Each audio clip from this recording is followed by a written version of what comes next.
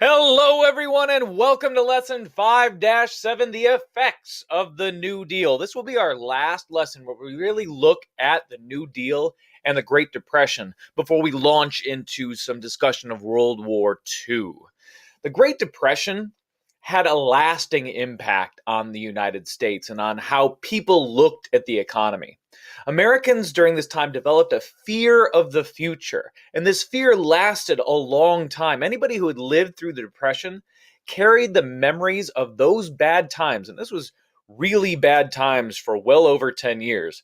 They carried those 10 years with them for life and impacted how the United States responded to future problems.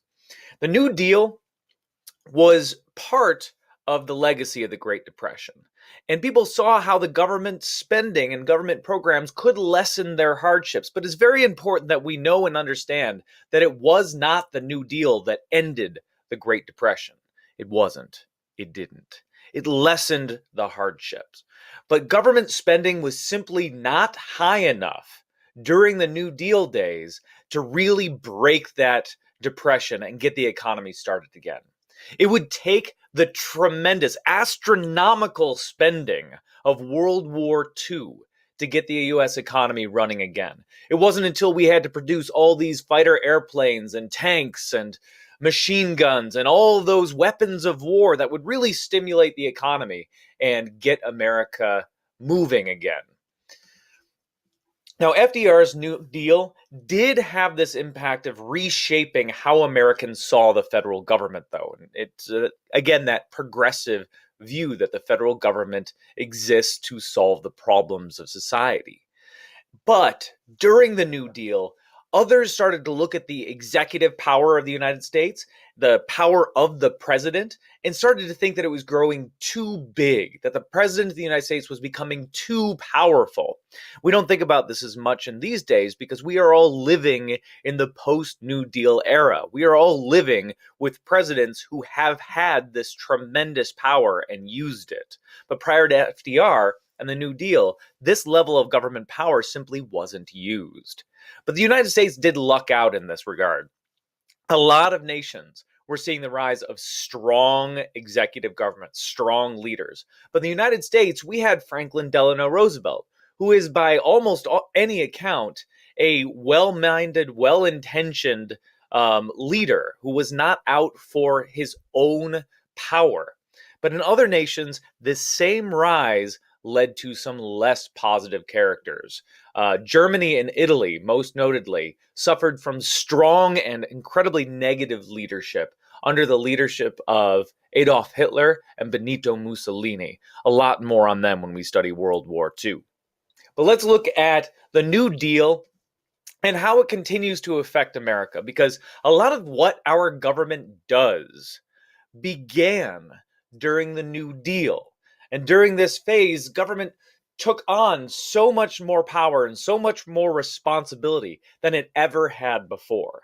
Now, not all of what it did during that time still exists today, but a lot of them do and have very important roles in society. The biggest and best well-known one is our national pension system. A pension is money that you receive after you retire. And in the United States, we call this Social Security. Once you've passed retirement age, you can receive Social Security, and certain other classes of needy people can receive payments as well, welfare payments. But these Social Security payments are meant to make sure that no American has to live in absolute poverty just because they grew too old to work. If you worked your whole life, you're supposed to have a comfortable, if not extravagant, retirement. This is called a safety net. It protects you from absolute poverty. It doesn't make you rich, but protects you from being poor and homeless. Now, this program, of course, has flaws. Nothing our government doesn't have flaws. But it does have broad bipartisan support. No serious Republicans or Democrats are calling for the elimination of our national pension system. Social Security is here to stay. Another thing our government does as a result of the New Deal is it has a bigger role in looking at labor and business disputes. This is because the Wagner Act, one of those New Deal pieces of legislation, created something called the National Labor Relations Board, the NLRB. And this will oversee all unions in the United States. And when a union has a dispute with an employer, say it's the airline pilots union has a dispute with Delta Airlines, this organization will step in to see how they can avoid a strike so that our airlines will keep flying. We also have in America agricultural price supports. Crop prices, the price of wheat or corn, are controlled by the government to a certain extent. Not by saying, hey, you farmers, you have to charge $1.50 per bushel of corn. No, they don't dictate it in that way. But they do try to control how many crops are grown. In a basic law of supply and demand, economics here, so bear with me. If you have less of something that a lot of people want, its price will increase. People like corn.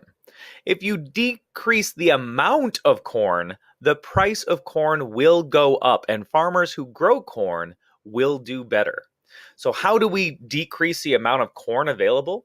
Well, this program essentially pays a group of corn farmers to not grow corn. That's right. Here's some money. Please do not plant corn in your field this year. That decreases the amount of corn in circulation, increases the amount of money going to those corn growers who are growing it, and everybody is able to have a profitable business.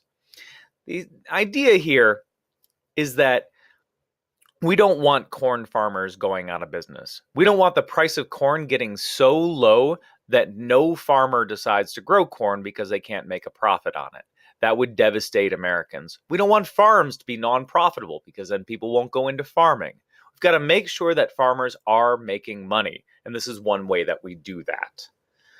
Another one, and this is a biggie, is the Federal Deposit Insurance Corporation, the FDIC. The FDIC ensures that the money you put in your bank account is safe. The Great Depression became so bad because people were afraid that the bank was going to run out of money, that they would not get their money back. So they rushed to the bank to withdraw it, and that's exactly what caused the bank to fail. The people rushing to get their money back. What the FDIC says is that if for some reason a bank does fail, we, the United States government, will pay your balance. If you had a bank account of $50,000 in savings, we will pay you that money. You won't lose it. So nobody does these runs on the bank anymore. In fact, the United States government will insure up to $100,000. But do keep this in mind, if you ever become super rich and you put $1 million into a single bank, if that bank does close, you will only get $100,000 of that back. You only get this insurance for up to $100,000. All right, the final thing that is important to our nation today and that our government started in the New Deal is the Security and Exchange Commission, the SEC.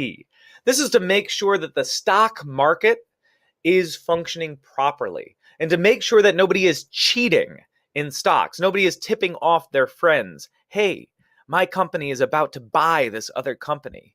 You want to make sure that you invest in shares of stock in that other company because their stock prices are about to skyrocket. That's illegal. That's the way that wealthy people make sure that they stay richer than everybody else all the time, and nobody else gets a fair shake. It happens all the time, but it is illegal. And under the rules of the SEC, people who do that sort of tipping off your friends practice, they should be going to prison. In the United States, they very rarely do.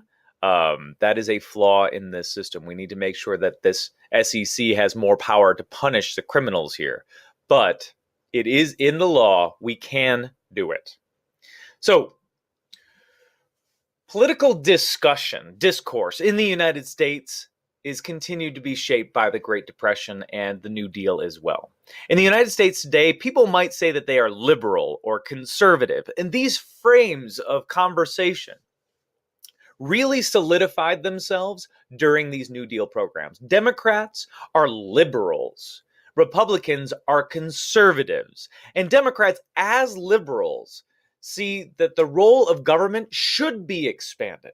The government should have more power to oversee business and to oversee aspects of American life to make sure that the average American man gets a fair shake and can be successful in America. Republicans take the view that this isn't the government's job. The government should stay out of whether individuals are successful, and we should leave that up to the individuals. It's only through a whole bunch of people all competing with each other, free of government interference, that we get the truly great business ideas of the United States. And this is a laissez-faire policy. So liberal Democrats believe in government power and oversight. Conservative Republicans believe in laissez-faire, hands-off government policies where people are left to kind of duke it out for themselves, and may the greatest be the most successful. All right, that is all for our lesson today on the New Deal and its impact on America. The next time we see each other, it will be for a discussion of World War II. I hope you learned something today, and farewell.